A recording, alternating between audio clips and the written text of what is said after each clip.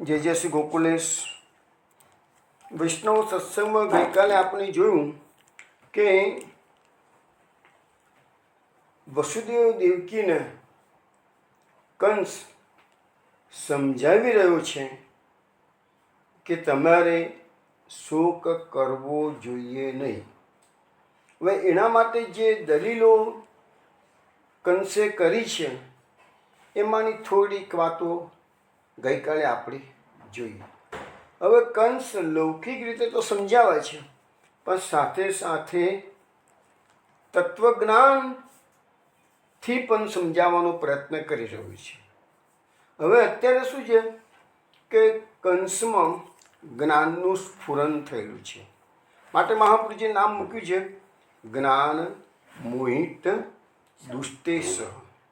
એ દુષ્ટનો પણ સરદાર છે, દુષ્ટોનો સરદાર, અત્યારે જ્ઞાનથી મોહિત થઈ ગયો છે. એટલે એને જે જ્ઞાન નહોતું આપવું જોઈતું, બોલવું નહોતું જોઈતું હતું, એ બધું અત્યારે એ બોલી રહ્યો છે. હવે એમાં ગઈકાલે એને એ દલીલો કરી છે. એમાં એક દલીલ હતી કે બધા પ્રાણીઓ કર્મને ભોગવનાર છે. તો આપણે કર્મનો સિદ્ધાંત ગઈકાલે સારો એવો સમજ્યા છીએ. હજુ પણ થોડીક વાતો કર્મની આવશે હમણાં થોડી વારમાં છે. બીજું એને સમજાયું કે પ્રાણીઓ સદા સાથે રહેનારા નથી. એ વખતે મેં તમને ભાગવતમાંથી 3 ઉદાહરણ આપેલા ગઈકાલે કે આ જગત એ મુસાફરખાનું છે. બીજું, આપણે ઘરમાં જે સગા સંબંધીઓ ભેગા થયા છીએ એ બધા પરબ પર ભેગા થયેલા લોકો જેવું છે. અત્યારે શું છે, પરબ આ નવી જનરેશનને કદાચ પરબનો ખ્યાલ ના હોય, પહેલાંના જમાનામાં કેવું હતું કે લોકો બધે પગપાળા જ પ્રવાસો કરતા હતા. તો એ ગામના પાદરમાં લોકો પરબ બેસાડતા કે ઉનાળાનો તડકો પડતો હોય જાય તો પેલો પરબ ઠંડુ પાણી પીએ માટલાનું, અને લોકો પરબ બેસાડતા એવી રીતે. હવે તે બધી સિસ્ટમ બંધ થઈ ગઈ છે, પણ આપણા શાસ્ત્રોમાં હજુ બી પરબના ઉદાહરણો જોવા મળે છે. તો પરબ પર લોકો ભેગા થાય, 2-4 જણા ગપ્પા મારતા બેસી ગયા હોય તો આત્મીયતા બનતી જાય. પછી કે તમે ક્યાં જવાના, અમે જવાના, એવી જવાના, છૂટા પડી જાય, એટલે થોડી વાર માટે ભેગા થાય. તો એવી રીતે આ સંસારમાં પતિ પત્નીના, મા દીકરાના, ભાઈ બહેનના, ભાઈબંધોના જે સંબંધો છે એ બધા પરબ પર ભેગા થયેલા લોકો જેવા છે. આપણને એમ લાગે કે ઓહો અમે તો 50 વર્ષ લગ્ન જીવન ભોગ્યું, 60 વર્ષ 70 વર્ષ ભોગ્યું, પણ તમે જે સ્વર્ગના દેવોની જે કાળની ગણતરીની સામે ત્યાં તો ક્ષણ માત્ર લાગે. આપણને લાગે અમે આટલું બધું જીવ્યા, આપણે લાગે 80 વર્ષ જીવી ગયા, 90 વર્ષ જીવીને ગયા, પણ આ દેવોના આયુષ્યની સામે તો આ બધું ક્ષણ માત્ર છે. પછી નદીમાં તનાતા લાકડાનું મેં ઉદાહરણ ગઈકાલે આપ્યું હતું, એ ભાગવતના આધારે જ આપ્યું હતું. તો એ બધે આપણે કહીએ સાથે રહીએ, પણ સાથે રહેવાના જે આપણા સંબંધો છે ને એ બધા સંબંધો પણ ક્ષણિક છે. પછી શબ્દ આવ્યો છે કે દૈવના આધીન છે. આ બધું જે કંઈ બી થાય છે એ દૈવના આધીન છે. તો એના માટે પણ આપણે સમજી શકીએ એવું છે કે એક જ ઘરમાં 2 ભાઈઓ એક સરખા વાતાવરણમાં ઉછરીને મોટા થયા હોય, છતાં તમે જુઓ તો મોટા થયા પછી બંને ભાઈઓમાં આસમાન જમીનનો ફરક પડે. મા બાપ એક જ છે, એક સરખા વાતાવરણમાં છે, છતાં બધું ફરક કેમ પડે છે? તો સવાલ આટલો જ છે કે એ બધું દૈવના આધીન છે. આપણે ભાગવતમાં, પદ્મપુરાણમાં જે ભાગવત મહાત્મ્ય આપણે સાંભળીએ છીએ એમાં ગોકર્ણ અને ધંધુકારીની વાત આવે છે. તો ગોકર્ણ ધંધુકારીના આત્મદેવના બ્રાહ્મણના ઘરમાં જ આ બંને છોકરાઓ છે મોટા થયા છે. એક જ વાતાવરણ હતું, છતાંય ધંધુકારી મહાદુષ્ટ પાક્યું છે અને ગોકર્ણ મહાન ધર્માત્મા પાક્યો છે. તો એ આપણને સ્પષ્ટ ખ્યાલ આવે છે કે આ એક જ સરખા વાતાવરણમાં ઉછરેલા બંને ભાઈઓ પણ આસમાન જમીનનો ફરક પડે છે. તો એ આ બધું કેવું છે કે કંસ અત્યારે સમજાવી રહ્યો છે વસુદેવ દેવકીને શોક ન કરવો બાબતમાં. તો એક ઉદાહરણ આપ્યું છે ને કે દૈવના આધીન છે બધું, કારણ કે કંસને અત્યારે જ્ઞાનનું સ્ફુરન થયું છે. પછી આગળ દલીલ કરતા કે છે કે ભાઈ આ જે ભૂમિમાંથી પ્રાણીઓ ઉત્પન્ન થાય છે અને પાછા ભૂમિમાં લય પામે છે, તો ભૂમિમાં કોઈ પરિવર્તન આવતું નથી. એવી રીતે આ જીવાત્મા અનેક દેહો ભોગવે છે. પશુ પક્ષી યોનિમાં જાય, સ્વર્ગના દેવોની યોનિમાં જાય, નારક યોનિમાં જાય, મનુષ્યોની યોનિમાં આવે, ગમે તે યોનિમાં આવે, પણ એના કારણે આત્મામાં કોઈ વિકાર રહેતો નથી. આત્મા તો એવો ને એવો જ રહેવાનો છે. આત્માને કશું અસર થતી નથી. એટલા માટે આપણે ગીતાની અંદર પણ એક શ્લોક છે, ન જાયતે મ્રિયતે વા કદાચિત નાયમ ભૂત્વા ભવિતા વા ન ભૂય અજો નિત્ય શાશ્વતો એમ પુરાણો ન હન્યતે હન્યમાને શરીર. આ ગીતાનો જે બીજો અધ્યાય છે,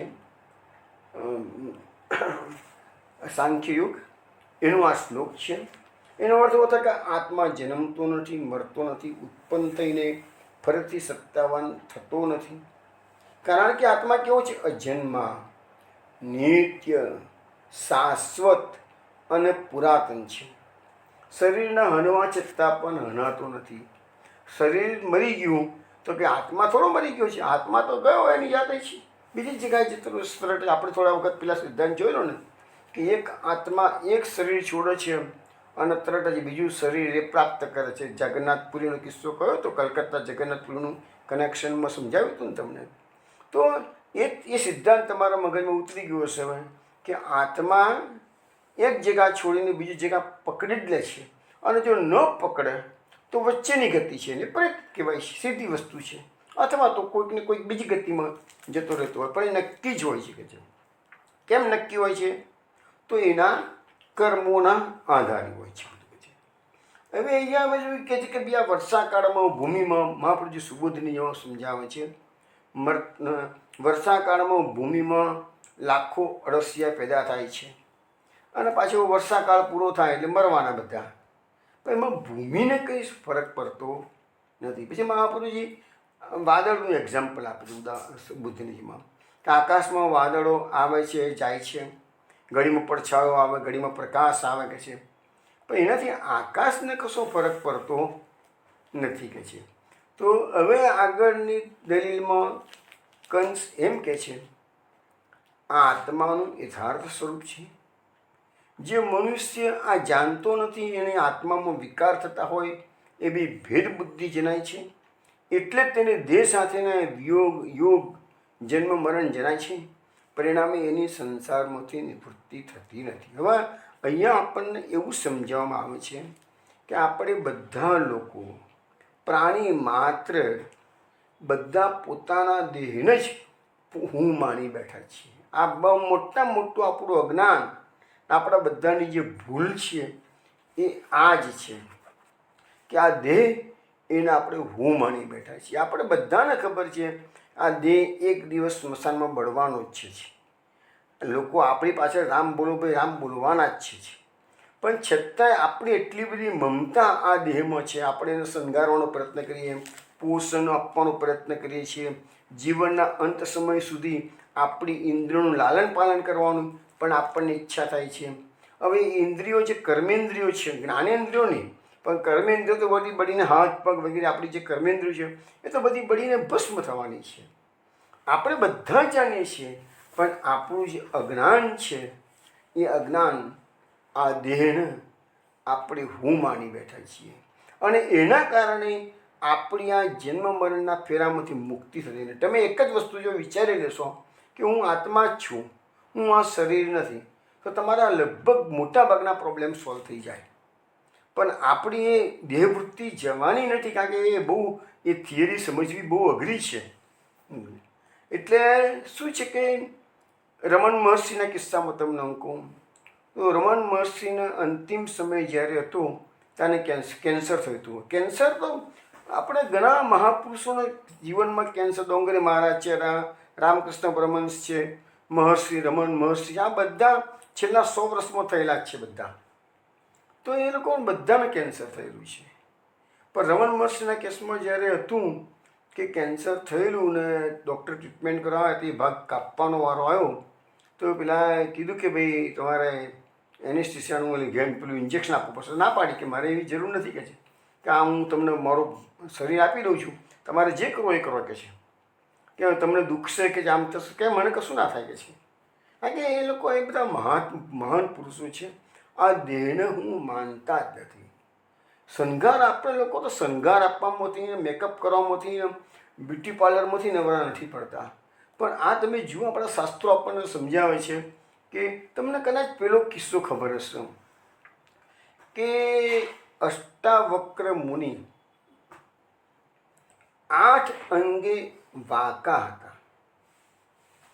એક વખત જનક રાજાના દરબારમાં પંડિતોની, વિદ્વાનોની સભા ભરાઈ હતી. અષ્ટાવક્ર મુનિને પણ જનક રાજાએ આમંત્રણ આપ્યું હતું.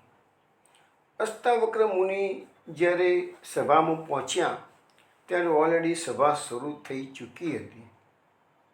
બધા પંડિતો, વિદ્વાનો અષ્ટાવક્ર મુનિના પધારવાથી જેવી દૃષ્ટિ પડી એમના અંગ ઉપર, એટલે બધા ખડખડાટ હસવા મળ્યા. બધા વિદ્વાનો ખડખડાટ હસવા મળ્યા. કેમ કે આટલો 8 અંગે વાંકો પણ વિદ્વાન.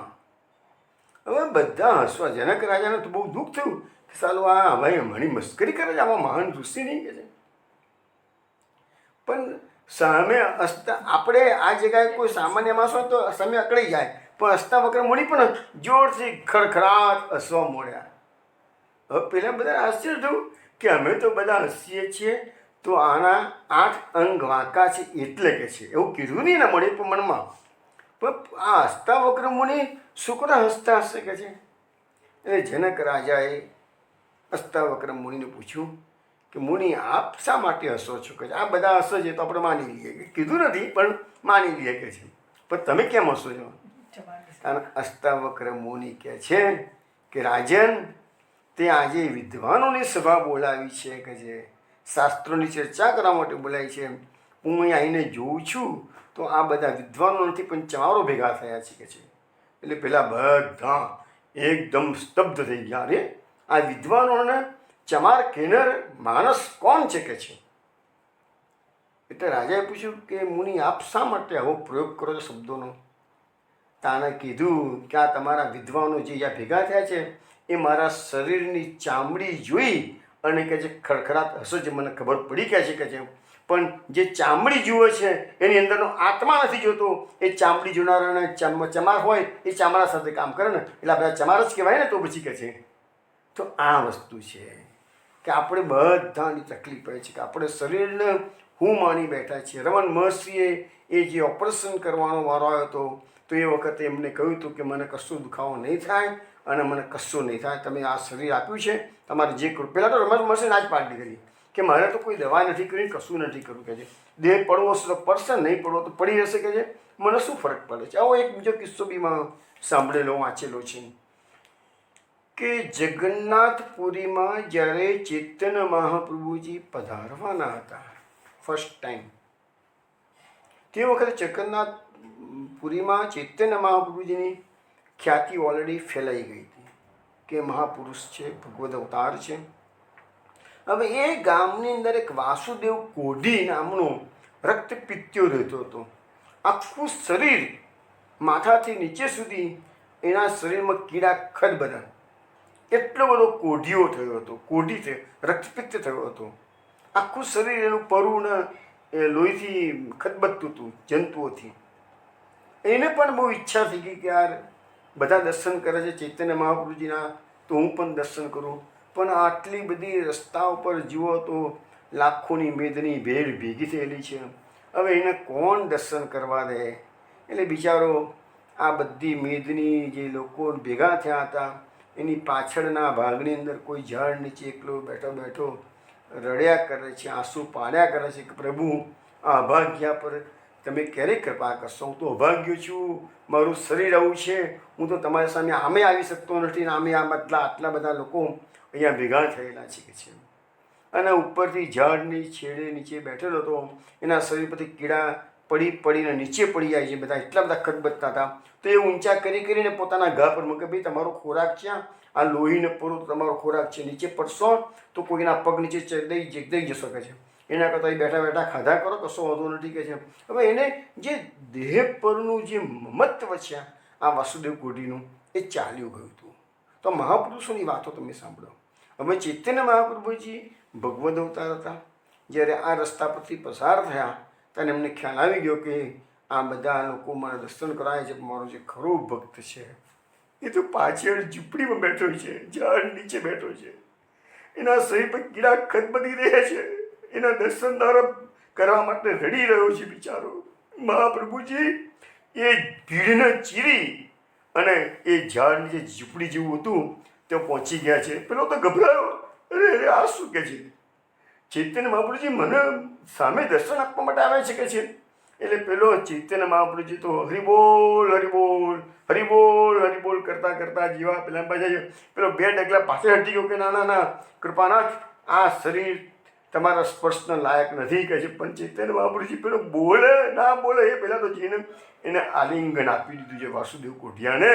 અને ત્યાં તો સ્પર્શ માત્રથી એનો બધો કોડ સંપૂર્ણપણે નીકળી ગયો છે. તો આ શરીર એ હું નથી, એ વાત આપણને આજે સમજવાની જરૂરી છે. એ જ આ જન્મ મરણનું ચક્કરનું કારણ છે. આ અંદર રહેલો આત્મા છે એ હું છું. એટલે તો શું છે કે આપણા જે નિર્ગુણ જે બ્રહ્મવાદ છે, કે આપણો પુષ્ટિમાર્ગ તો આપણો સાકાર બ્રહ્મવાદ છે, પણ જે નિરાકાર બ્રહ્મવાદવાળા છે ને એ તો શું કહે છે, અહમ બ્રહ્માસ્મિ એમ જ કહેતા હતા, હું જ બ્રહ્મ છું. કેમ? તો અંદર આત્મા અને બ્રહ્મનો કોઈ ડિફરન્સ એ લોકોને સમજાતો નહોતો. તો એ અહમ બ્રહ્માસ્મિની જે કક્ષા છે અથવા બીજી કંઈક કક્ષા છે તત્વમસી. તત્વમસી તે તું છે. હું વર્ષો પહેલાં અમદાવાદમાં ભણતો હતો. અમદાવાદમાં યુનિવર્સિટી સેનેટરમાં આબુ પર્વત ઉપરથી એક સંન્યાસી આવેલા, એમનું નામ હતું ઈશ્વરાનંદ ગિરી મહારાજ. એની સંસ્થાનું નામ હતું સમૃદ્ધ સાધનાયન. અને એના પ્રવચનો શરૂ કરે, રોજ પ્રવચનો થતા હતા, એટલે 20-3-4 દિવસ સુધી. તો રોજ એના પ્રવચન શરૂ કરતા અને પહેલાં એક સ્તોત્ર ગવડાતા હતા.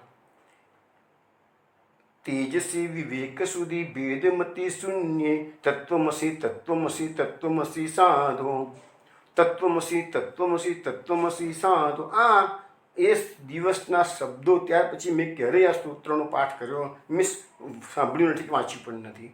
પણ એ દિવસો થયા, આજે વર્ષો થઈ ગયા હશે, ઓછામાં ઓછા 45 વર્ષ થયા હશે, પણ એ શબ્દો હજુ બી મારા કાનમાં ગુંજ્યા કરે છે. તત્વમસી એટલે તે તું છે. ભલે પુષ્ટિ માર્ગ નથી, આ બધી જ્ઞાનની વાતો છે, પણ તે તું છે. તત્વમસી અહમ બ્રહ્માસ્મિ, હું બ્રહ્મ છું. તે તું છે એટલે એ જે શ્રી કૃષ્ણ જે તત્વ પરમ તત્વ છે એ તું જ છું કે છે, કોઈ ભેદ નથી. કારણ કે આપણો અંદરનો આત્મા જે છે એ કૃષ્ણ એ અંશી છે, આપણે અંશ છીએ. તો અંશના અંશીમાં આમ જોવા જઈએ તો કોઈ ભેદ નથી. તો એ બધી થોડી વાતો જ્ઞાનની છે, એટલે આપણા મગજમાં જલ્દી નહીં ઉતરે. પણ કહેવાનો મતલબ અહીંયા એ છે કે આ જે દેહ બુદ્ધિ આપણી બધી છે એ જ આપણને આ નડી રહી છે. તો એ વસ્તુ અત્યારે આ કંસ એણે ખરા સમયે બુદ્ધિનું પ્રદર્શન કર્યું છે અત્યારે, પણ એ થોડાક સમય માટે જ છે. હમણાં થોડી વારમાં તમને ખબર પડશે કંસને પાછું અસલ રોલ આવી જશે. પછી એના પછીના શ્લોકમાં કંસ બેનને કહે છે કે ભાઈ, બને એને કહે છે મેં તમારા પુત્રોની હત્યા કરી છે, તેમના માટે તમે શોક ના કરશો, કારણ કે દરેક પ્રાણી પોતાના કર્મને આધીન થઈને ફળ ભોગવે છે. હવે અહીંયા કર્મની થિયરી આવે. તમને કદાચ ખબર હશે કે આપણો હિન્દુ ધર્મ સનાતન ધર્મ છે ને, એમાં જે કર્મના કાયદાઓ બધા જે છે ને એ અન્ય ધર્મો જે છે, ઈસાઈ છે, મુસ્લિમ છે, બીજા દુનિયાના ધર્મો છે, એ કર્મની થિયરી માનતા નથી. આપણા ત્યાં આ કર્મની થિયરી છે ને સાચી. ત્યાં કે આપણો જે સનાતન ધર્મ છે એ વિશ્વની ઉત્પત્તિ જેટલો પુરાણો છે. તો અને પુષ્ટિ માર્ગ જે છે એ બી પુરાણો છે. ભલે મહાપ્રભુ જે પ્રકટ કર્યો એ 500 વર્ષ પહેલાં, પણ એ કંઈ પહેલાં હતું નહીં. પહેલાં પણ હતો પુષ્ટિ માર્ગ. પહેલાં કંઈ લોકોના ગોલોકધામમાં પ્રવેશ નહોતો મળતો એવું થોડું છે. પહેલાં પણ લોકોનો ઉદ્ધાર થતો, પણ ફક્ત મહાપ્રભુજીએ એનું વ્યવસ્થિત માળખું તૈયાર કર્યું. અને વ્યવસ્થિત માળખું તૈયાર કરી અને આપણને એ સિદ્ધાંતિક રીતે સમજાવવામાં આવ્યું કે આ રીતે તમે કરશો તો તમે પ્રભુની પ્રાપ્તિ કરી શકશો. તો જેવી રીતે ગીતાનું જ્ઞાન લુપ્ત થઈ ગયું હતું અને શ્રી કૃષ્ણ ભગવાને અર્જુનને આપ્યું, કારણ એ ગીતાનું જ્ઞાન ગીતાના 4થા અધ્યાયમાં ભગવાન શ્રી કૃષ્ણ અર્જુનને કહે છે કે પૂર્વે આ જ્ઞાન મેં સૂર્યને આપ્યું હતું. તો અર્જુને પ્રશ્ન કર્યો કે તમે સૂર્ય તો પહેલાં થઈ ગયો અને તમે અત્યારે છો, તારે કહે છે અર્જુન તારા મારા ઘણા જન્મો થઈ ગયા છે, એ બધા મને યાદ છે પણ તને યાદ નથી. તો એ જ્ઞાન લુપ્ત થઈ ગયું હતું, ફેરથી કૃષ્ણ ભગવાને અર્જુનને આપ્યું. એવી રીતે પુષ્ટિ માર્ગ એ માર્ગ પ્રાચીન વેદોક્ત માર્ગ છે. વેદમાં આના વિશેના બધા ઉલ્લેખો જોવા મળે છે.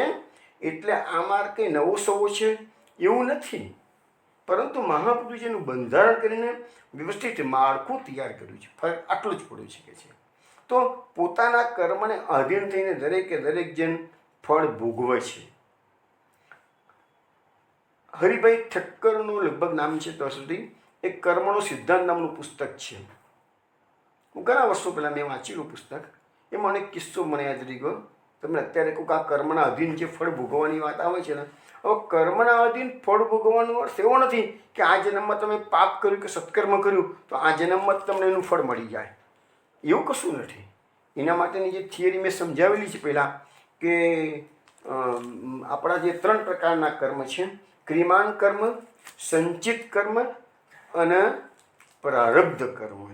તો આપણા જે સંચિત કર્મો છે એ અનેક જન્મોના ભેગા થયેલા છે, અને જીવાત્મા જ્યારે જન્મ લેવાનો હોય છે તે વખતે વિધાતા નક્કી કરે છે કે આટલા સંચિત કર્મોમાંથી કયા કર્મોનું ફળ આ જન્મમાં એને આપવું.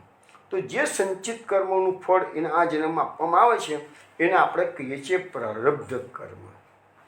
ક્રિયમાન કર્મ એટલે રોજબરોજ જે કર્મો કરે છે ક્રિયામાન કર્મ. એ ક્રિયમાન કર્મોમાંથી બધા કર્મો આપણા ભેગા થયા કરે એને સંચિત કર્મ થાય. એને એ ભેગા થાય એટલે હજારો જન્મના ભેગા થતા હોય છે, અનેક જન્મોને ભેગા થતા હોય છે, અને એ જ આપણા જન્મ મરણનું કારણ બને છે. કારણ કે એ સંચિત કર્મો જ્યાં સુધી પૂરેપૂરા ભોગવાઈ ના જાય ત્યાં સુધી તમારે જન્મ લેવો જ પડે. હવે સંચિત કર્મો તમે જૂના ભોગવો છો, નવા ઊભા કરો છો, એટલે પાછું હતું તેનું ત્યાં જ. એટલે સંચિત કર્મનો અર્થ એવો નથી કે ખરાબ જ હોય, સારા બી હોય, પુણ્ય હોય તો બી સંચિત કહેવાય, અને પાપ હોય તો સંચિત કહેવાય. અને એ બધું પ્રારબ્ધ કર્મ ભોગવવાનું આવે. તો હરિભાઈ ઠક્કરના પ્રસંગ અને એ પુસ્તકમાં એક પ્રસંગ આપેલો કે હાઈકોર્ટના જજ હતા, અને એક વખતે અમદાવાદમાં સાબરમતીના કિનારે મોર્નિંગ વોક કરવા માટે ગયેલા જજ. એ ચાલતા હતા શાંતિથી ધીરે ધીરે, અને એ વખતે જોયું તો એક ઝાડીમાંથી એક માણસ દોડતો ભાગતો હતો. એમને ચહેરો જોઈ લીધો, અને એની પાછળ બીજો એક માણસ પડેલો હતો. એ પણ આ જજે જોયું, અને પેલાની જજે જોયું તો પેલો બીજો માણસ પાછળ આવ્યો છે, એ પેલાને ચાકુથી ખૂન કરી શકે છે. એ જુએ છે જજ નીકળી ગયા આગળ, કશું બોલ્યા નહીં. એ વખતે પોલીસ આવી, કેસ થયો. નસીબ સંજોગે બન્યું કે આ કેસ જતે દિવસે આ જજની પાસે જ આવે છે. હવે જેનું ખૂન થઈ ગયું અને પેલો જે ખૂન કરનારો હતો એ બંને પર આ જજની દૃષ્ટિ પડેલી હતી. એટલે એનો ખ્યાલ આવી ગયેલો કે આ પેલો જ કેસ છે કે જેને મેં નજર સમુખ જોયો છે. હવે બન્યું કે પોલીસ આ માણસને પકડતી નથી, પણ એની જગ્યાએ બીજો ભળતો જ માણસ પકડી લાવી પોલીસ.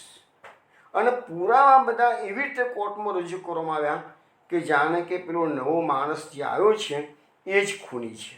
હવે જજને જજમેન્ટ આપવાનું છે, પણ એ કેવી રીતે આપશે? પુરાવાના આધારે જ આપશે. જજ એમ નથી કહી શકતા કે ના હું એનો સાક્ષી છું અને આ ખૂન આને કર્યું નથી, બીજો ખૂની શીખે છે.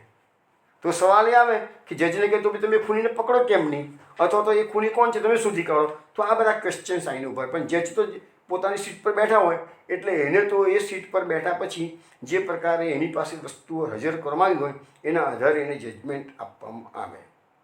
હવે જજે છેલ્લા દિવસે જજમેન્ટ આપ્યું કે ભાઈ આ જેને હાજર કરવામાં આવેલો છે એ જ ખૂની છે અને એને સજા થવી જોઈશે. પેલો ખૂબ રડ્યો એ દિવસે કોર્ટમાં કે સાહેબ હું ખરેખર નિર્દોષ છું, મેં ખૂન નથી કર્યું કે છે. તો જજ કશું બોલ્યા નહીં, કારણ કે એની પાસે તો જે પુરાવા હતા એ પ્રમાણે જવાબ પણ પછી સમય થઈ ગયો એટલે જે કેદી હતો એને પોતાની ચેમ્બરમાં બોલાવ્યો જજે. જજે એને પૂછ્યું કે સાચું કહેજે કે છે કે તે ખૂન નથી કર્યું એમ તું ભલે મને કહું છું, અને હું પણ જાણું છું કે તે ખૂન નથી કર્યું, કારણ કે આ ખૂન થયું એ દિવસે હું મોર્નિંગ વોકમાં નીકળેલો અને મેં ખૂનીને જોયો તો, પણ મને ખબર નથી ખૂની કોણ છે. એનો ચહેરો મને યાદ છે, હું ક્યાં શોધવા છું કે છે ખૂનીને. તે ખૂન નથી કર્યું, હું જાણું છું કે છે. પણ જે પુરાવા આપ્યા છે એ પ્રમાણે તું દોષિત થયું છું, એટલે મારે તો જજમેન્ટ આપવું પડ્યું છે કે છે. પણ એ સાચી વાત તું આજે મને કહે છે કે તે ભૂતકાળમાં કોઈ ખૂન કરેલું ખરું? કારણ પેલો છોકરો હતો જે હતો કેદી રડી પડ્યો, સાહેબ સાચી વાત છે કે છે. એ વખતે તું છૂટી ગયો હતો કે પકડાયો હતો? કે ના સાહેબ, એ વખતે હું નિર્દોષ છૂટી ગયો હતો કે છે. મને સજા નથી થઈ. મેં એવા પુરાવા કર્યા હતા કે ખૂન મેં કર્યું હતું, પુરાવા એવા ઊભા કરેલા કે મને કોઈ વાંધો ના આવે કે છે. તો બસ જજે કીધું, બેટા એ વખતે તે જે ખૂન પહેલાં કરેલું એની સજા અત્યારે તને થઈ રહી છે. તો આ એક કર્મનો સિદ્ધાંત છે. આ સત્ય ઘટના ના કહી શકાય, પણ હરિભાઈ ઠક્કરનું કર્મનો સિદ્ધાંત પુસ્તક છે, એમાં આ ઘટના આપવામાં આવેલી છે. તો આવી રીતે આપણને સમજણ પડે છે કે ભાઈ કર્મના આધીન દરેક જીવાત્મા ભોગવે છે. હવે આપણા જે દેવકી માતાના જે 6 પુત્રોનો વધ કંસે કર્યો છે, તો એના માટે પણ અત્યારે આપણે વાત લાંબી નથી કરતા, પરંતુ શ્રીમદ ભાગવતની અંદર એના જે પૂર્વજન્મના ઉદાહરણો જે છે એ બધા ભાગવતમાં આપવામાં આવેલા છે. 10મ સ્કંદના 82મા અધ્યાયમાં એ બ્રહ્માના પુત્ર મરીચી અને મરીચીના 6 પુત્રો અને બ્રહ્માની સામે જોઈને હસ્યા અને એને જે શાપ મળ્યો, એ જ આ છોકરાઓ ત્યાંથી અસુરીઓનીમાં આવ્યા અને અસુરીઓનીમાંથી પાછા દેવકી માતાના પેટમાં આવે છે અને કંસેનો વધ કરે. આખી કથા મેં પહેલાં કહેલી છે, એટલે રિપીટ નથી કરતો, પરંતુ એ જ કર્મનું જ કારણ. એટલે આપણે અત્યારે કંસને ખબર નથી કે આ શાપવત આ છોકરાઓનો મેં વધ કર્યો છે, પણ કંસ તો એટલી થિયરી બતાવે છે કે એમના કર્મોના બંધન એવા હશે કે જેથી મારે એનો વધ કરવો પડ્યો છે કે છે.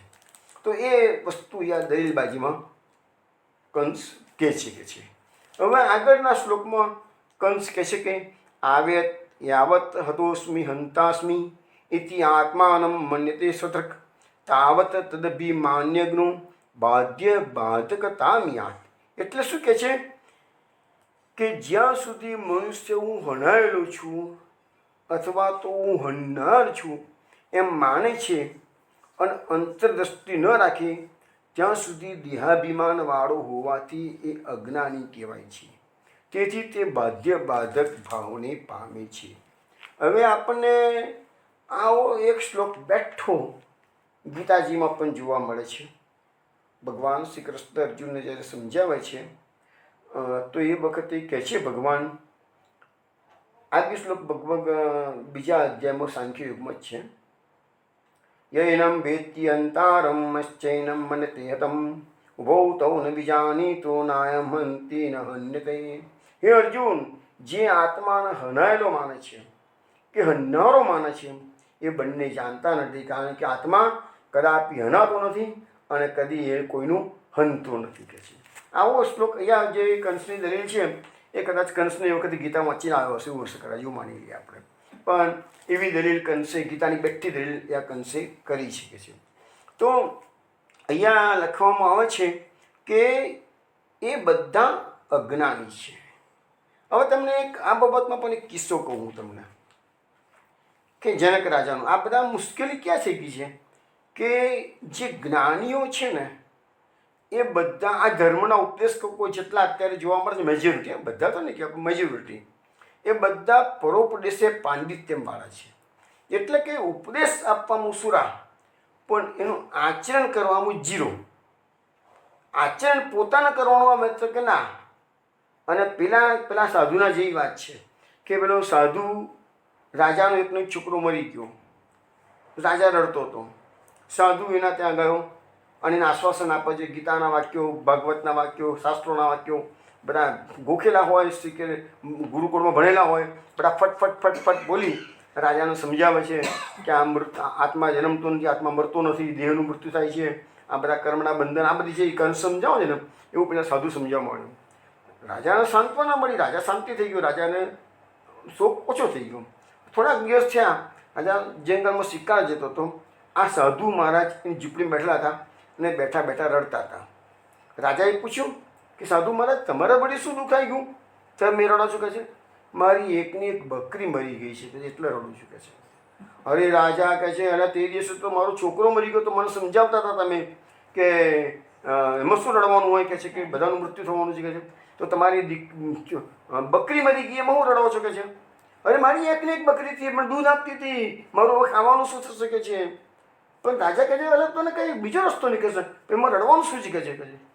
તો કહે છે રાજા છોકરો તારો તો બકરી તો મારી છે ને કે છે. તો આવા બધા આજકાલ જે ઉપદેશ કરનારા છે ને એ આ ટાઈપના છે. એવો પણ એક બીજો કિસ્સો છે જનક રાજાનો. જનક રાજા બહુ જ જ્ઞાની, એ તો બધા જનકને વિદેહી કહેવાય છે. વિદેહીનો અર્થ શું?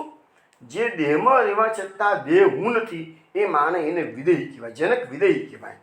અને એના પરથી સીતાજીનું નામ પડ્યું વૈદેહી. સીતાજીનું એક નામ છે વૈદેહી. વિદેહ રાજાની પુત્રી માટે વૈદેહી. એ જનક રાજા ઉપદેશ લેવા માટે, જનક રાજા પોતે જ પરમ જ્ઞાની હતા. તમને કદાચ ખબર હશે કે વ્યાસજીએ સુખદેવજીને જનક રાજા પાસે ઉપદેશ લેવા માટે મોકલેલા છે. સુખદેવજી જનક રાજા પાસે ગયા છે એવું આપણા પુરાણોમાં વર્ણન આવે છે. એ જનક રાજા એમના ગુરુની પાસે, એમના ગુરુ કોણ છે? સતાનંદજી. સતાનંદજી કોણ છે? ગૌતમ અહલ્યાનો દીકરો. ગૌતમનો અહલ્યાનો કિસ્સો તમને ખબર છે ને? તેનો દીકરો સતાનંદજી એ જ આ જનક રાજાનો કુલગુરુ છે. પણ જનક રાજા અત્યારે ઉપદેશ લેવા માટે એમના કુલગુરુ પાસે નહીં પણ બીજા કોઈ આશ્રમમાં લેવા ગયા, ઉપદેશ લેવા માટે ગયા. તો સત્સંગ ચાલતો તો, જ્ઞાનની ચર્ચા ચાલતી હતી. હવે એટલામાં એ સત્સંગ બહુ લાંબો ચાલ્યો. એટલામાં કોઈકે સમાચાર આપ્યા કે રાજા તમારી નગરીમાં ભયાનક આગ લાગી છે. તો રાજા શાંતિથી જેમ સત્સંગ સાંભળતા હતા એમ સત્સંગ સાંભળતા હતા. રાજાને કશી અસર આગ લાગવાની થઈ નથી. થોડીક વારમાં સમાચાર આવ્યા કે આગ તો ફેલાઈ ગઈ છે, આખું નગર ભડકે બળી રહ્યું છે કે છે. રાજા શાંતિથી કથા સત્સંગ કરી રહ્યા છે. થોડી વારમાં સમાચાર આવ્યા કે રાજા આગ ફેલાતી ફેલાતી તમારા રાજમહેલથી નજીકમાં આવી ગઈ છે કે છે. તો રાજાના પેટનું પાણી હલતું નથી. રાજા સત્સંગ ચાલુ રાખે છે. થોડી વારમાં સમાચાર આવ્યા કે રાજા આગ તમારા મહેલમાં પ્રવેશી ગઈ છે કે છે. રાજાને કશી અસર થતી નથી. રાજા સત્સંગ સાંભળે છે. થોડી વારમાં સમાચાર આવ્યા કે રાજા તમારો મહેલમાં ઉપલા માળ સુધી આગ પહોંચી ગઈ છે. તો એ રાજા ઉઠતા નથી અને સત્સંગને ચાલુ રાખે છે. પણ બાજુમાં એક સાધુ બેઠો હતો. એ ઊભો થઈ દોડવા લાગ્યો. રાજાએ પૂછ્યું તમે કેમ દોડો છો કે છે? આગ લાગી તો ભલે મારું નગર બળી ભસ્મીભૂત થઈ જાય કે છે. તો કહે છે તમારા રાજા તમારા મહેલની ઉપરની અગાસીમાં મેં મારી લંગોટી સવારે સૂકવી હતી કે હું સવારે આવ્યો હતો ને ત્યાં ગાડી તમે લંગોટી સૂકવી, મારી લંગોટી બળી જશે કે છે. વિચાર કરો કે રાજાને પોતાનું નગર કે પોતાનું મહેલ બળી જાય છે એની ચિંતા નથી. પેલા સાધુને એની લંગોટી ત્યાં સૂકવેલી હતી. રાજાને તો ગયા હશે સવારે કંઈક લંગોટી સૂકવેલી એની બાલ્કનીમાં, તો લંગોટી કંઈ મારી બળી જશે કે છે. એટલું દોડું છું કે છે.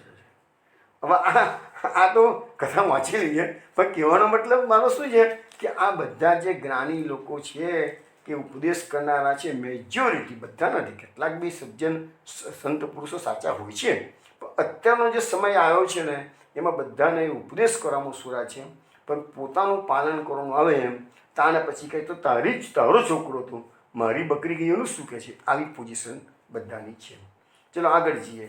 એટલે અહીંયા કંસ સમજાવે છે કે તમે બંને જણા દિનો પર પ્રેમ રાખનારા સજ્જન છો, માટે મારી દુષ્ટતા બદલ મને ક્ષમા કરો.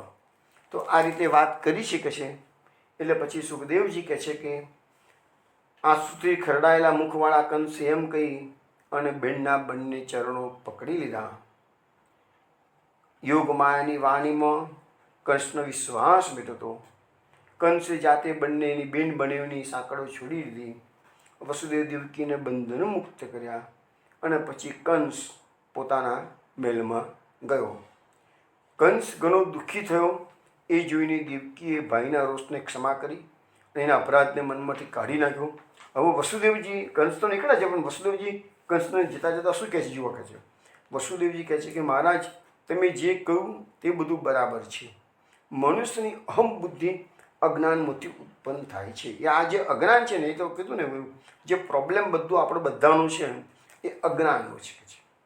અને અજ્ઞાનને લીધે જ આ મારું અને આ તારું એ ભેદ ઉત્પન્ન થાય કે આપણો અહમતા મમતા બે જ આપણા મોટા મોટા દુશ્મનો છે.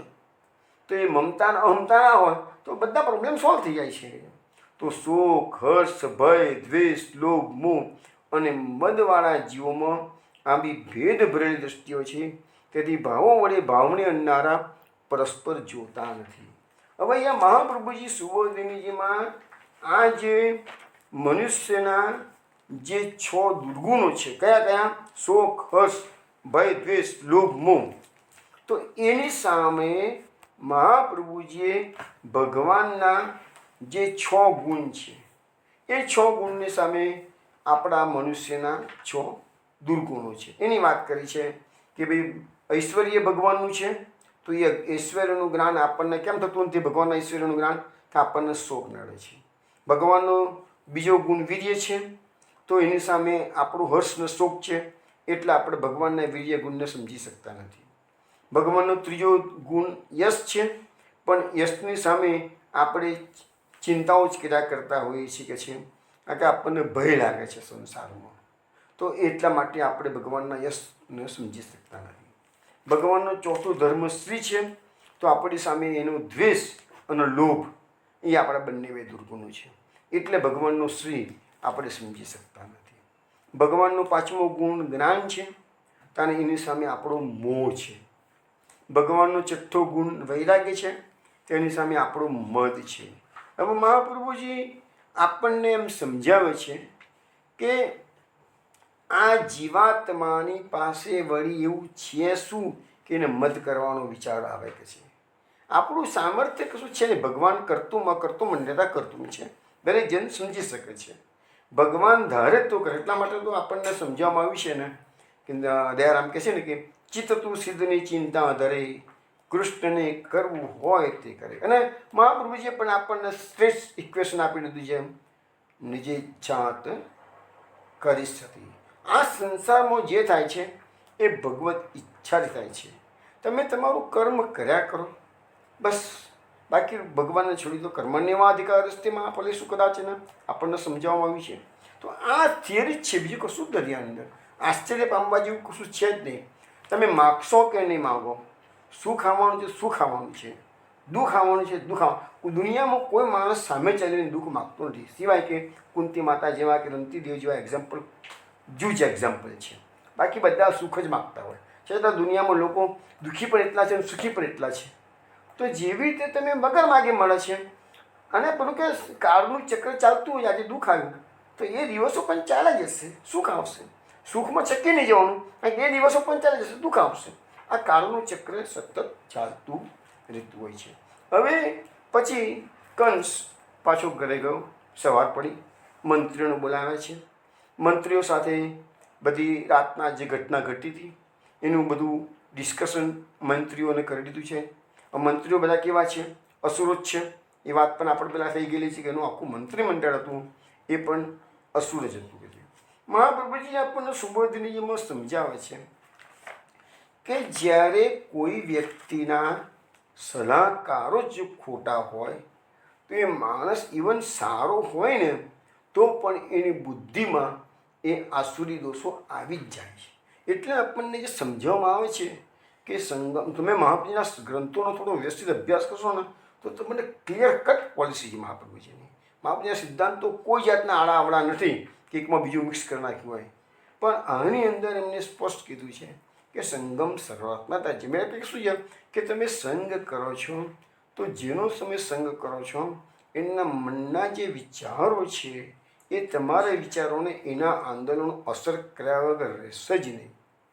તમને ખોરાકની જે અસરો પડે છે, સંઘની અસરો પડે છે.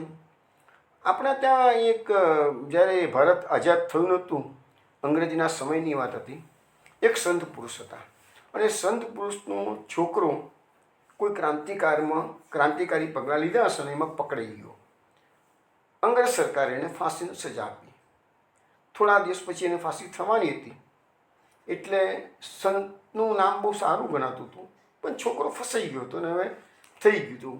એટલે સંત રોજ જેલમાં જાય, છેલ્લા દિવસો હતા, પોતાના પુત્રને ઉપદેશ કરે છે છેલ્લા દિવસોમાં. હવે કોઈ કારણસર એની સજા ઠેલાઈ હતી, સજા તો હતી જ પણ ઠેલાઈ હતી. તેટલા દિવસ સુધી સંત કહે છે ભાઈ છોકરાનું કલ્યાણ થાય, એટલે રોજ રોજ ઉપદેશ કરે છે. હવે ઉપદેશ કરતાં કરતાં એક દિવસ છોકરાએ એના પિતાશ્રીના સંત પુરુષને કીધું કે પિતાશ્રી, છેલ્લા 2 દિવસથી એક બિહમનું ખરાબ સપનું મને આવે છે. કે શું આવે છે બેટા? તાને કહે છે કે એક છોકરો ચાકુ લઈને ગુસ્સામાં ઘરમાં દાખલ થાય છે, એની માતા રોટલા ટીપટી હોય છે અને પેલો છોકરો ચાકુ એની માને મારી નાખે છે કે ચાકુથી. 2 દિવસથી સતત મને આવું સપનું આવે છે. સંતે કીધું સારું બેટા. સંતે જેલરને ઉપરીને મળ્યા અને કીધું ભાઈ આ તમારા જેલની અંદર જે રસોઈ બનાવે છે એ કોણ છે કે છે? ત્યારે જેલરે કીધું કે અમારા બધા કેદી જે હોય એ જ રસોઈ બનાવતા હોય છે. તો જે કેદી રસોઈ બનાવતો હતો ને એને કોઈ કારણસર બીજી જેલમાં લઈ ગયા છે કે છે. એટલે આ જેલમાં પાછો બીજો એક કેદી આવ્યો છે ને કે છે 2 દિવસથી, એ રસોઈ બનાવે છે કે છે. એ કેદીએ શું કર્યું છે કે છે કે એ કેદીએ કહે છે કે એની માનું ખૂન કર્યું છે કે છે. એટલે પછી જેલરે પેલા પૂછ્યું તો જેલરે સત્ય વસ્તુ કીધી, જે પેલાના સપનામાં આવતું હતું એ જ વસ્તુ સત્ય હતું કે આ જે કેદી હતો એને જ એની માનું ખૂન કરેલું હતું. એને માના ચરિત્ર પર શંકા ગઈ હતી માટે. તો કહેવાનો મતલબ કે જો આ હું સત્ય ઘટના, આ કોઈ કપોળકલ્પિત વાત નથી, આ સત્ય ઘટના છે. તો કહેવાનો મતલબ જો અન્ન દોષ, જે અન્ન જેને બનાવે છે, જે બનાવે છે એના વિચારો અન્નમાં ગયા અને એ અન્નના વિચારો પેલા છોકરામાં ગયા, એટલે એને સપના વાર્તે એ વસ્તુ બધી અનુભવ થાય છે. તો આ બધા દોષો આપણને જે સમજાવવામાં આવે છે ને, ભૂમિનો દોષ, કાળનો દોષ, સંગનો દોષ, આ બધા દોષો છે. એટલે આપણને મહાવીરે અસમર્પિતનો ત્યાગ કરવાનો જે કેમ કીધું છે? આટલા માટે કીધું છે કે કોઈ પણ સંજોગ, મને આપણે વસ્તુમાં તપની વાત કરતા હતા ને, તો આ બી તપ જ છે કે તપ કરવું જોઈએ. તો આપણે કહીએ કે આ તમે અસમર્પિતનો ત્યાગ કરી પણ હોટલનું, કેટરિંગનું, ગમે તેના હાથનું ખાવાનું બંધ કરી દેશો તો તમારી વિચારોની શુદ્ધિ 50% થઈ જશે, આરામથી થઈ જશે. આજે ઘણા લોકોને અમે સાંભળીએ છીએ કે અમને ભાગવત ગમતું નથી, ભાગવતમાં વાંચવા બેસીએ છીએ તો ઝોકો આવે છે કે છે. પણ તમે પૂછો તો કે ભાઈ કાંદા લસણ છોડો તો કે ના, અમારાથી કાંદા લસણ નહીં છૂટે કે છે. તો એ કાંદા લસણનો પ્રતાપ એટલો બધો છે કે માણસને ભાગવતમાં રસ લેવા દેતો જ નથી, ભગવાન નામમાં શ્રદ્ધા બેસતી જ નથી. એટલે તો મહાપ્રભુજી આપણને સમજાવ્યું છે કે બહારનું ખાનપાન નહીં કરવાનું અને અસમર્પિતનો ત્યાગ, એ સિદ્ધાંતો છે. ચલો આગળ જઈએ. એટલે અહીંયા પેલા દૈત્યો રાજાને, કંસને કહે છે કે હે રાજા, અમે શહેરો, ગામડાઓ, નેસડાઓમાં 10 દિવસથી નાના હોય કે 10 દિવસથી મોટા હોય એવા શિશુઓનો તરત જ વધ કરી નાખીશું કે છે. અને પેલા દૈત્યો રાજાને સમજાવે છે કંસને કે દેવો તો યુદ્ધ કરવામાં વિકન છે, તમારા ધનુષ્યના ટંકારથી સદા તેઓ મનમાં ભયભીત રહે છે, એટલે તમે કંઈ પણ કરશો તેનો પ્રતિકાર કરવાનો ઉદ્યમ મહેનત એ કરતા જ નથી. એટલે એ દેવો ગભરાયેલા છે કે છે. એટલે કે જે કંસને કહે છે કે તમે ચિંતા ના કરશો કે છે, આ બધાને કહે છે કે અમે બધા છોકરાઓને મારી નાખીશું કે છે. પછી કહે છે કે દૈત્યો કંસને અગાઉના યુદ્ધમાં દેવોનું શું થયું હતું એનું વર્ણન કરે છે. એને કહે છે કે તમે જ્યારે અગાઉ આપણા દેવો સાથે યુદ્ધ થયું હતું તો કંસે બાણોની વર્ષા કરતા હતા, ત્યારે તમારા બાણોના સમૂહથી ચારે બાજુ ગવાતા આ દેવો જીવ બચાવવા માટે યુદ્ધનું મેદાન છોડીને ભાગી ગયા હતા કે આ બધા સમરભીરુ કહેતા શબ્દો માટે વાપરો છે. પલાયન પરા, સમરભૂરુ એવા શબ્દો વાપરેલા છે. પછી કેટલાક દેવતાઓ હોય તો તમારા બાણોની વર્ષા ખમી ના શક્યા, એટલે 2 હાથ જોડી શસ્ત્રો ફેંકી દીધા હતા. કેટલાકના તો કછોટા છૂટી ગયા હતા કે છે, શિખાઓ છૂટી ગઈ હતી. કેટલાક તો અમને ડર લાગે છે, ડર લાગે કે ભાગી ગયા હતા કે છે.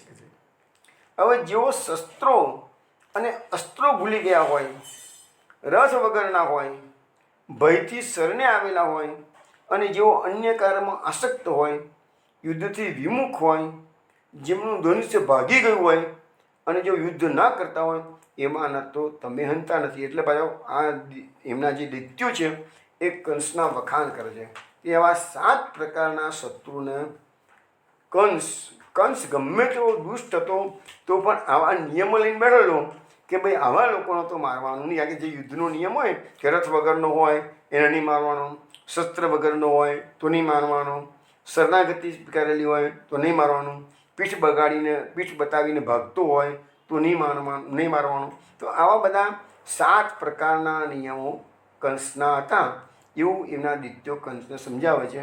છતાંય તમે કહે છે એવા લોકોને મારતા તો નથી. પછી લખ્યું છે કે સુખમાં સુરા અને યુદ્ધ ન હોય ત્યારે શીખી આંકનારા દેવો શું કરવાના છે? આ દેવો બધા કેવા છે એની આ લોકો અંદર અંદર વાતો કરે છે કે દેવો શું કરવાના છે? સુખમાં છકી ગયેલા હોય છે બધા કે છે, ભોગો જ ભોગવતા હોય કે છે. યુદ્ધ ના હોય કારણ મોટી મોટી શેખી આંકે કે હું તો આમ કરી નાખું તેમ કરી નાખું, જેવો લડવા આવે કંસ ત્યારે ભાગી જાય કે છે. તો હવે અહીંયા લખ્યું છે કે એકાંતમાં રહેનારા હરિ એટલે કે વિષ્ણુ શું કરવાના છે? આ જંગલમાં રહેનારો પેલો શંકર એ શું કરવાનું શીખે છે? આ ઇન્દ્રમાં તો પરાક્રમ બહુ થોડું શીખે છે અને બ્રહ્મા તો ખાલી તપસ કરતાં આપણે બીજું આવડે શું કહે છે? તો કહે છે કે આ બધા તો તમે ચિંતા કરશોની, કંસને પાણો ચડાવે છે. આ બધા જૂના વેરઝેરને લીધે આપણે પણ આ બધા જૂના છે આપણા વેરીઓ, પણ તમે કંસને કહે છે તમે બેદરકાર રહેશો નહીં. હવે જો હિરણ્યકશિપુને એના તપનું કેટલું બધું ગુમાન હતું, એટલે પ્રહલાદની પાસેથી એક્સપેક્ટ કરતો કે તું જ મને જ ભગવાન માન, વિષ્ણુને ભગવાન ના માનીશ, તું મને જ ભગવાન માન. પરિણામ શું આવ્યું? હિરણ્યકશિપુને છેવટે નરસિંહ અવતાર થયો અને એને મરવું પડ્યું. એવી રીતે અહીંયા કંસની વાત છે. તો કંસ આટલો બધો બળવાન હતો એની ના નથી. ગયા જેટલું દૈત્યો બોલે છે એ મોટાભાગની વાત સાચી છે કે કંસે યુદ્ધમાં દેવોને હરાવ્યા છે, ઇન્દ્રને પણ હરાવ્યો છે, એની વાત સાચી છે. પરંતુ એનો અર્થ એવો નથી કે ભગવાન થઈ ગયો. એટલે એ બ્રહ્મા કે વિષ્ણુ કે શંકરની બરાબરી કરવા જાય તે વસ્તુ શક્ય નથી. મહાપ્રભુજી સુબોધનીજીએ બહુ સરસ સમજાવ્યું બધું, પણ આપણે આગળ વધીએ છીએ. કંસના મંત્રીઓ કહે છે કે આ પરિસ્થિતિમાં દેવોનો મૂળથી નાશ કરવાની તમે સેવકોને આજ્ઞા આપો. હવે કહે છે કે તમે અમને આજ્ઞા આપો એટલી જ વાર કહે છે કે કારણ કે જો મનુષ્યના શરીરમાં રોગ હોય અને એના પ્રત્યે જો બેદરકારી રાખવામાં આવે તો રોગ અસાધ્ય થઈ જાય. યોગીઓને પણ પરમ પુરુષાર્થથી પ્રાપ્ત થયેલો ઇન્દ્રિયોનો સંયમ ઇન્દ્રિયોના સમૂહ તરફ બેદરકારી રાખવાથી તૂટી જાય છે. અને તે જ પ્રમાણે શત્રુ નબળો હોય ત્યારે તેના તરફ જો બેદરકારી રાખવામાં આવે તો તે મોટો બળવાન થઈ જાય છે. આ વસ્તુ સત્ય બતાવે, આ થિયરી સાચી છે. આપણા શાસ્ત્રોમાં પણ કીધું છે દેવ, અગ્નિ, શત્રુ અને રોગ, આ 4 વસ્તુ ઉગતામાં દામી દેવી જોઈએ.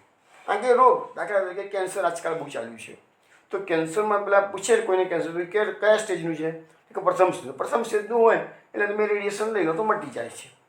પણ આગળ વધી ગયેલું હોય તો પછી કેમો લેવા છતાં પણ કંટ્રોલમાં આવતું નથી. તો રોગની બાબતમાં પણ જે નાનકડું કશુંક થયું હોય, કમળા નહીં કહેતા ગુજરાતીમાં કમળામાંથી કમળી થઈ ગઈ કે છે, હવે કમળો થયો હોય તો કમળો કંટ્રોલેબલ છે, પણ તમે એમાં બેદરકાર રહ્યા હોય અને ગમે તેવું ખાનપાન કરો તો કમળામાંથી કમળી થાય, પછી કમળી કંટ્રોલેબલ નથી થતી. તો એવું આ રોગનું છે ને એવું શત્રુનું છે. શત્રુ તમારો નાનો હોય, તમે આખાડા કાન કરો. પૃથ્વીરાજ ચૌહાણ અને મોહમ્મદ ગજનીની વાતો આપણે સાંભળેલી ઇતિહાસમાં. 17 વાર એને ચઢાઈ કરી હતી મોહમ્મદ ગોરીએ, અને પૃથ્વીરાજ ચૌહાણ એને 17 વખત એને હરાવ્યો છે. પણ 18મી વાર પૃથ્વીરાજ ચૌહાણ બેદરકાર રહ્યો તો પેલો ગોરી ફાવી ગયો ને. તો એવી રીતે છે કે શત્રુને ક્યારેય અંડર એસ્ટિમેટ નહીં કરવાનો.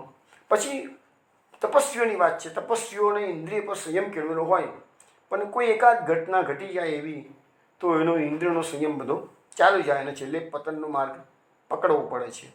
એ એક્ઝામ્પલ આપવામાં આવેલું છે અહીંયા.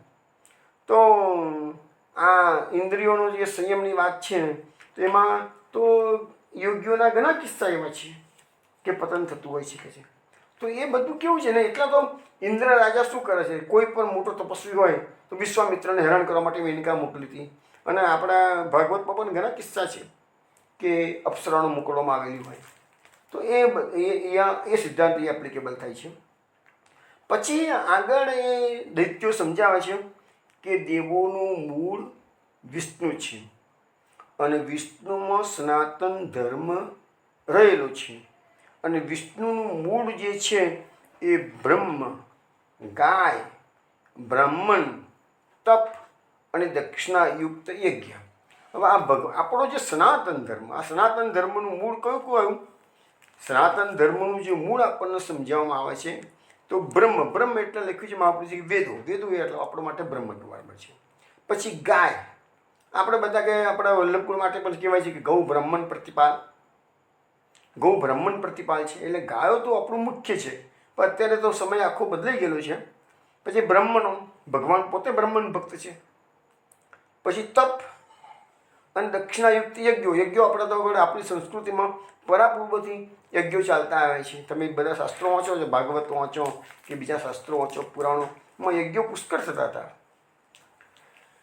અહીંયા લખે છે આગળ પેલા દૈત્યો કંસ રાજાને સમજાવે છે કે હે રાજન, વેદના જાણકાર, તપસ્વી, યજ્ઞ કરવાની ટેવવાળા અને હવી માટે દૂધ આપતી દૂધની ગાયોનો અમે સર્વ પ્રકારે નાશ કરીશું. એટલે જો હવે ધર્મનો દેવો, હવે તમે જે દેવો જે છે આકાશની અંદર, સ્વર્ગની અંદર, એ દેવોને પોષણ આપણે કેવી રીતે મળે? જે લોકોનો ખોરાક શું છે?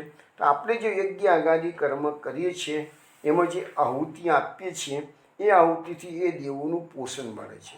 હવે અત્યારે યજ્ઞ આગાદી કર્મો બંધ થઈ ગયા બધા, એટલે એ દેવો જે કોપાયમાન થાય છે.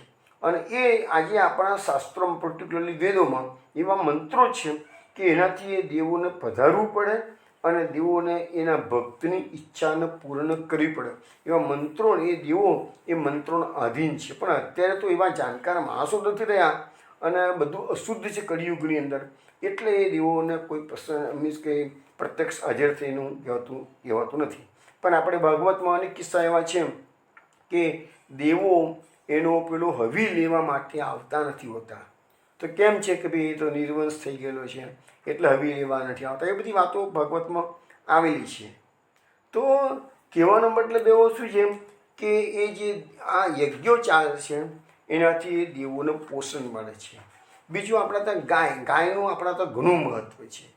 તો એ ગાયોની કારણે જ એ જે છાણા નીકળતા હોય કે ઘી નીકળતું હોય, એમાં યજ્ઞમાં એ ગાયનું બહુ મોટું યોગદાન છે કે છે.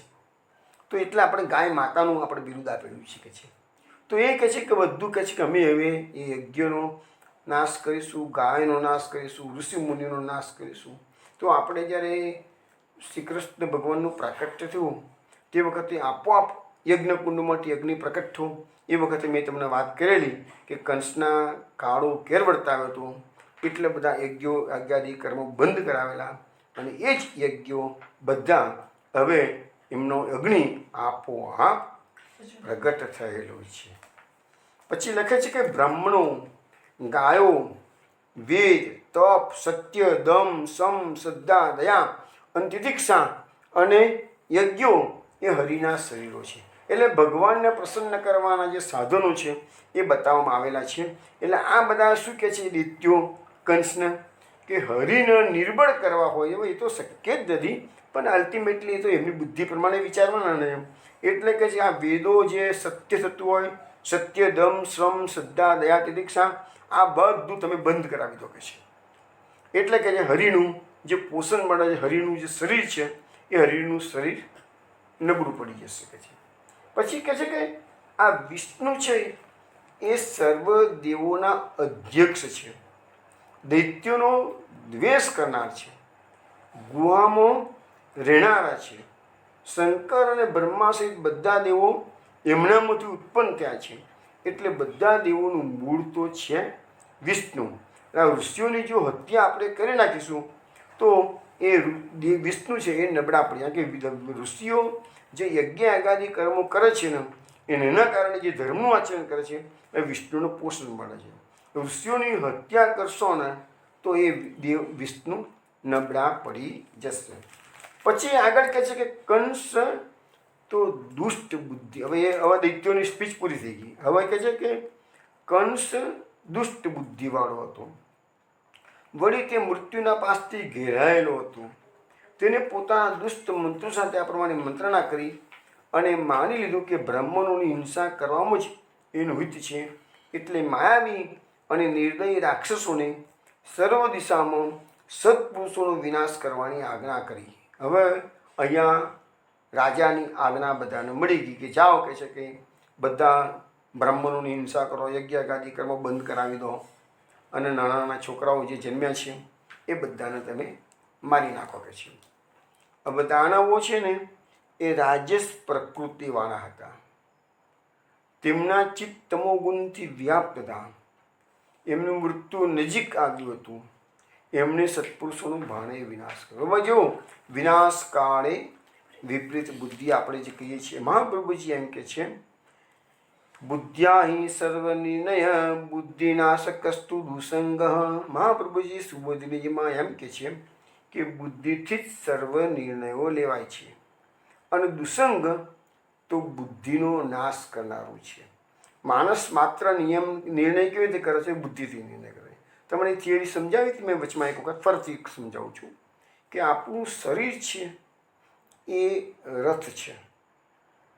આ રથની અંદર રથ ચલાવનાર સારથી કોણ છે? તો એ બુદ્ધિ છે. રથનો સારથી બુદ્ધિ, પણ રથનો માલિક કોણ છે? તો આત્મા છે. આત્મા આપણા શરીરમાં જે બેઠો છે એ આ શરીરનો માલિક થઈને બેઠો છે. બુદ્ધિ છે એ સારથી છે, મન છે એ લગામ છે, ઇન્દ્રિયો છે એ ઘોડા છે. હવે એ બુદ્ધિ નિર્ણય કરશે કે મારે સત્કર્મો કરવા છે, મારે પ્રભુની સેવા કરવી છે, મારે આમ કરવું છે. તો એ પ્રકારે એની મનની લગામ જે છે એ મનની લગામને એ પ્રમાણે ઈશારો કરશે, ચાલ સેવા માટે તૈયાર થઈ જાય. અને એ મન પછી એની લગામથી ઇન્દ્રિયોને, જે ઇન્દ્રિયો જે ઘોડા છે એ ઘોડાને એ તેજીને ટકોરો, એટલે ઘોડાને ટકોરો કરશે, તારે અત્યારે ફરવા ફરવા નથી જવાનું, પિક્ચરમાં નથી જવાનું, ટીવીમાં નથી બેસવાનું, સેવામાં જ બેસવાનું છે. કારણ કે અત્યારે સવારના પૂરમાં જે સાપ વાંચવા નથી બેસવાનું. તો એ કોણ કરે છે? ઇન્દ્રિયોને જાય છે. ઇન્દ્રિયોનો સામાન્ય વલણ જે છે એ વિષયો તરફનું છે. અને આપણા શાસ્ત્રો વિષયોને વિષ સમાન માનેલું છે. વિષયો કેવા છે? વિષ સમાન છે. એટલે જે વિષયો એટલા માટે કહેવાય છે ને કે આપણા જે 5 વિષયો છે, કયા કયા 5 વિષયો? શબ્દ, સ્પર્શ, રૂપ, રસ અને ગંધ. એ 5 વિષયોમાંથી એક વિષય મનુષ્યત્વનો નાશ કરી શકે એટલી શક્તિમાન છે. તો એ થિયરી બીજી કોઈ વખત સમજાવીશ, અત્યારે મોડું થઈ ગયું એટલે. પણ એ આખી થિયરી છે. તો 5 વિષયોમાં ફસાયેલો જીવાત્મા બચી કેવી રીતે શકશે? એટલે બુદ્ધિએ નિર્ણય કરવાનો છે કે ઇન્દ્રિયોને લગામ, મનને લગામ ખેંચી અને ઇન્દ્રિયોને ભગવદ માર્ગે વાળવાનું છે, વિષયોના તરફ જવા દેવાની નથી. તો અહીંયા મહાપ્રભુજી સુબોધને એમ સમજાવે છે બુદ્ધિથી સર્વ નિર્ણયો લેવાય છે. દુસંગ તો બુદ્ધિનો નાશ કરનારો છે કે છે. એટલે તમે જો વિષયો દેખાય અને જો ઇન્દ્રિયો તો જતો રહે અને બુદ્ધિ એ વિષયોને કંટ્રોલ ના કરી શકે, તો પછી એ આખું એ જે શરીર છે એ રથ છે એ નાશ તરફ જઈ રહ્યું છે, એમ કહેવાય કે છે. એટલે કે જે સલાહકાર તરીકે લેવામાં આવે, જો આવા દુષ્ટ મંત્રીઓને સલાહકાર તરીકે લેવામાં આવ્યા તો બુદ્ધિનો જરૂરથી નાશ થાય. હવે તમારે બી જ્યારે જીવનની અંદર કોઈ સલાહ લેવાની જરૂર ઊભી થાય અને તમે આસુરવૃત્તિવાળાને, ભલે સંસારની દ્રષ્ટિએ સ્માર્ટ હોય પણ બુદ્ધિની દ્રષ્ટિએ કદાચ બહુ ઉત્તમ દેખાતું હોય પણ ભગવદીય ન હોય અને એવાની સામે સલાહ લેવો, તે માણસ એમ જ. હું તમને એક વસ્તુ કહું, અમને એક ભાઈ કહેતા હતા કે અરે દાડામાં 1 કલાક ભગવાન નામ લીધું ઘણું થઈ ગયું, કે આખો દાડો હું ભગવાન કર્યા કરો છો મને કહે છે. એક અમારા ઓળખીતા ભાઈ મારી જોડે કોમેન્ટ કરતા હતા, આખો દાડો હું ભગવાન કરું, દાડામાં 1 કલાક લીધું તો ઘણું થઈ ગયું, કે ચાલે કે છે, સવારે 1 કલાક બેવાનું કે છે.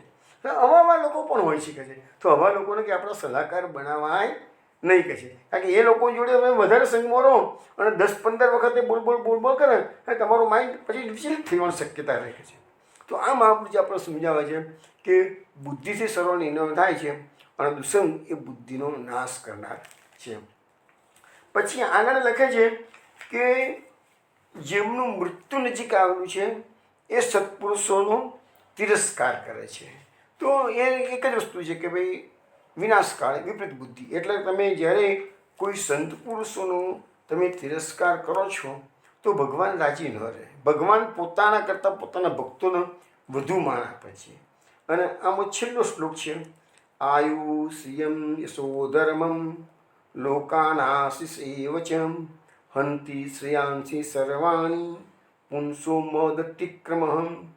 હવે આ છેલ્લો શ્લોક 4થા અધ્યાયનો છે. એમાં સુખદેવજી કહે છે કે જે માનવી મહાપુરુષોનો અનાદર કરે છે તે માનવીના ઉત્તમ ગુણો જેવા કે તેનું આયુષ્ય, લક્ષ્મી, યશ, ધર્મ, આશીષ સર્વનો નાશ થાય છે. એટલે ક્યારે પણ સંત પુરુષોનો અનાદર કરવો જોઈએ નહીં. હવે આપણે દરેક વખતે અધ્યાય પૂરો થાય કારણ દસમ સ્કંદની અનુક્રમણિકામાં શું મહાપુરુષજી બતાવ્યું છે એ પણ આપણે જોઈ લઈએ.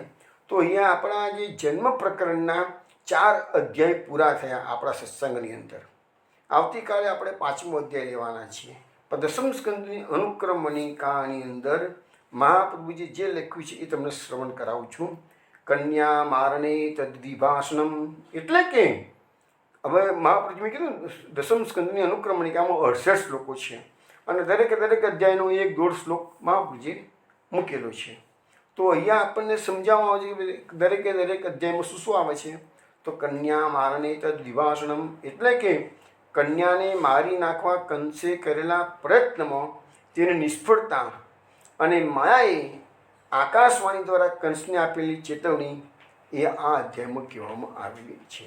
બીજું શું કહે છે, સાંત્વનમ વસુદેવસ્ય મોચનમ ભરયાસઃ કંસ દુર્મંત્ર દૈત્યેષુ સાધુ બાલ ઉપદ્રવ. એટલે કહે છે કે કંસે દેવકીજી વસુદેવજીના કારાગૃહમાંથી મુક્ત કર્યા, એમને સાંત્વન આપ્યું. કંસે પછી પોતાના દુષ્ટ દૈત્ય મિત્રો અને પ્રજાઓ સાથે મંત્રણા કરી અને સજ્જનોને અને નવજાત શિશુઓને મારીને ઉપદ્રવ ફેલાવવાની આખી યોજના તૈયાર કરી. તો આટલી બધી વસ્તુઓ આ 4થા અધ્યાયમાં આવી ગઈ છે. અહીંયા આપણો 4થો અધ્યાય પૂરો થયો. મહાપ્રભુની દ્રષ્ટિએ કે તો ચતુર્ભુજ જે શ્લોક બોલીએ છીએ આપણે એમાંનું પહેલું ચતુર્ભુજ પૂરું થયું. હવે બીજું ચતુર્ભુજ આવતીકાલે શરૂ કરું છું. આવતીકાલે બીજા ચતુર્ભુજનું જે ચતુર્ભુજ એટલે 4 પ્રકરણ, 4 પ્રકરણના દરેકના પેટા પ્રકરણ છે એ બધું સમજાવીશું. અને કાલે ચતુર્ભુજનું પહેલું પ્રકરણ એ પહેલા પ્રકરણના 7 અધ્યાય એમાંનું પહેલું અધ્યાય આપણે લીધું. એટલે કાલે તામસ પ્રમાણ પ્રકરણની લીલા કાલે આપણે શરૂ કરીશું. તામસ પ્રમાણ પ્રકરણના 7 અધ્યાયમાંનો પહેલો અધ્યાય એટલે 5મો અધ્યાય. અને 5મા અધ્યાયમાં જે શરૂઆત છે એ નંદ મહોત્સવની છે. હવે ભગવાનનો જન્મનો ઉત્સવ જે ઉજવવો જોઈએ એ જન્મ પ્રકરણમાં મહાપ્રભુજીએ મૂક્યું નથી. સોરી, ભાગવતમાં 5મ અધ્યાયમાં છે. તો મહાપ્રભુજીએ એને તામસ પ્રમાણ પ્રકરણ કીધું. એ તમને બધું સમજાવવામાં આવશે કે શા માટે મહાપ્રભુજીએ એને જન્મ પ્રકરણમાં ના લીધું અને તામસ પ્રમાણમાં લીધું છે એ બધું સમજાવીશું. પરંતુ જે વસ્તુ છે એ છે કે આવતીકાલે તામસ પ્રમાણ પ્રકરણ ચાલુ થશે. શરૂઆતના પહેલા 5મા અધ્યાયના પહેલા 18 શ્લોકો જે છે ભાગવતમાં એ જન્મોત્સવના છે. ગોકુલમાં નંદ મહોત્સવ કાલે થવાનો છે. આપણે જે કાલે નંદ મહોત્સવ કરીશું એ નંદ મહોત્સવ વ્રજ ભયો મહરી કે પૂત જબય બાત સુની એ સુરદાસનું જે પદ છે એ 15 ટૂંકનું છે. એટલે આવતીકાલે જે નંદ મહોત્સવનું વર્ણન તમે શ્રવણ કરશો એ વ્રજ ભયો મહરી કે પૂતના આધારે અને સાથે બીજા અષ્ટસખાઓની જે નંદ મહોત્સવ લીલાના જે ગાન કરેલું છે એના થોડા પદો લઈશું અને એ બધાનું મિશ્રણ કરીને ખૂબ સુંદર ચર્ચા કાલે આપણે કરીશું. તો વૈષ્ણવ તમારા હાથ પર તમે નંદ ભયો મહરી કે પૂત એ કીર્તનની 15 વ્રજ ભયો મહરી કે પૂત એ તમે કાલે તૈયાર રાખજો. 15 ટૂંકનું કીર્તન છે, બહુ સુંદર છે. કલાક તો કઈ જતો હશે ખબર પણ તમને નહીં પડે, પણ કાલે એની આપણે વિસ્તૃત ચર્ચા કરીશું. ચલો વૈષ્ણવ, કાલે આપણે બધા મળીશું રાત્રે 8 વાગે. જય શ્રી કૃષ્ણ. જય જય ગોખલેશ.